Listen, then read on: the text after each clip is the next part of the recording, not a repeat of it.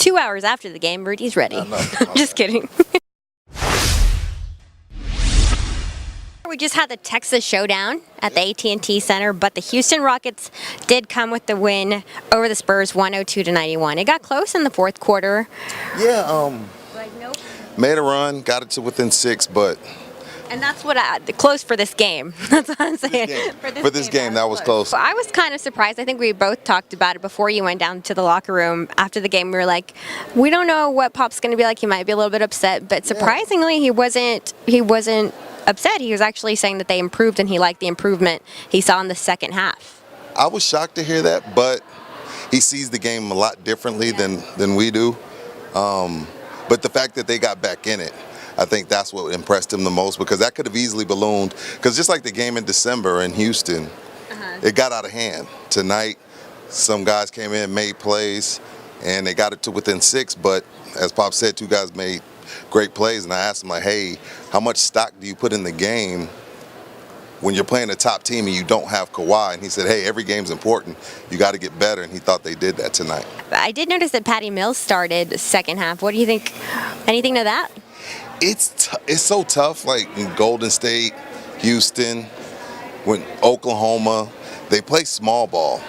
Yeah. So if Pau and LaMarcus are not dominating, one guy has to go sit and they have to go small. And 9 times out of 10, it's going to be Pau. Not that Pau's bad, but in this type of game, it's going to be Pau because LaMarcus is an all-star. He's playing like an all-star. So he went with Patty to kind of match up better on the perimeter. And for the most part, it worked because, again, they got back into it in the fourth quarter. But there's just some games that aren't going to fit Pau's game. Pau was frustrated. Like, you could tell he just was not happy with his play. Because if Pau feels like, look, if we're going to play the Twin Towers, then let's play the Twin Towers. But he was hesitant in the post, even with little guys on him. He couldn't really tell where the double team was coming from, had some turnovers there in the first half. He was frustrated with his play. I think he was frustrated with the rotation, but... You know what happens? Houston's a really good team. Earlier this week after the Tuesday game, Manu Ginobili spoke to the media, and he was saying that it's so different. This is the first time it's ever happened. He's like, 50 games in, we're still a work in progress, and it's never happened before. He said, like, right now, because LA's playing so well, that's their go-to guy, and that's where they work around the game is LA. He said somebody else needs to step up, though. Absolutely. Do you think there's like a player that will do it, or it's always just going to be somebody different with them? And I asked DeJounte Murray about this on Tuesday after Denver. Like, hey, Manu's 40. You guys are leaning on him quite a bit. He didn't get upset, but he was like, we're leaning on everybody. I don't think it's just Manu. But as much as we all love Manu, we saw the Argentina fans here. Oh, yeah.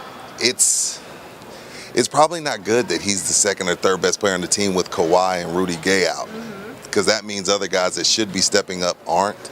I'm not telling you to call anyone out, okay, but who would you like to see be some of those players that step up? In the big games, Patty Mills, because I've seen him do it. Yeah. He helped, I've seen him do it. Pau Gasol, he's a 2-time champion. And, that's probably pretty much it. I mean, Tony hasn't been himself, but he's coming off a huge injury. And now he's coming off of the bench. And I would like to see DeJounte Murray take a little bit more advantage of the opportunity. He's new to it. He's starting. He's probably struggling with his confidence.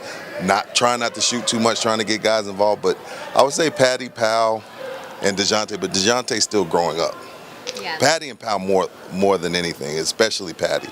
They both got paid this summer. Every time you give a look, I could tell they for sure need to be doing something. So there's been a lot of trade talks. I mean, Blake Griffin, anything can happen after that. And Blake found out on Twitter. I know. Did you see his GIF reaction or his GIF, whatever? He was like, "Oh, the Will Smith." Yeah. Yeah, I saw that. That's so funny. See that. So most recent, I guess, would be Greg Monroe, and there's talks that the San Antonio Spurs would be interested.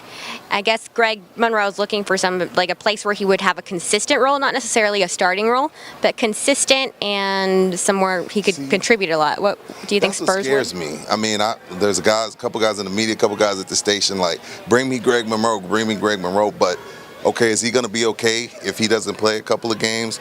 Or is he going to be upset, be a malcontent, and end up having to get cut from here as well? He's been with Detroit, been with the Bucks, he was with Phoenix. I don't know if I want a guy that's going to come in and demand playing time. I'm not saying that's the case. He can rebound. He can block shots. But will you fit with what they're trying to do, because some nights Pau doesn't get much minutes. Some nights Tony doesn't. And in this regime, that's been okay. Will he be okay with that? I don't know. We'll see. I don't know if the Spurs are even interested. I heard they were. According to David Aldridge from Oh, NBA. well, then if David's my guy. I've talked with David a few times. If David said that, I didn't know that. Then it's probably true. He's the one that posted it on Twitter. Oh, okay, it's probably true then. That's David Aldridge. Yeah, I mean, with me, it doesn't really matter what I say, but David He Aldridge. knows a little bit more than me, just a little bit. Yeah. All right, so that's it. The Spurs lose to a very good Houston Rockets team right now. No need to hang your head for this loss. Yeah, but they will be back here at home Saturday to host the Utah Jazz. Yes, young Utah Jazz team, but as you see, they beat Golden State by 30, so the Spurs can't come in here. Spurs can't come in here messing around Saturday. No messing around, Spurs. That's right. Hey, should you plug your Instagram? Yeah, Rudy He's going viral. Rudy Jay 760. Yeah, I had a. He Yeah. actually does post really good content on there. He just doesn't use hashtags. And Old. I didn't know I really needed to. I would always see people use 30 hashtags. I'm like, why do people do that? Now I'm finding out with the video I posted to James Harden that's over 30,000 views. Yeah. I don't know. It's crazy. So anyway, But yeah. get in there before he gets famous. Yeah. Follow. Get to me now. It's All right. going to cost you. Later.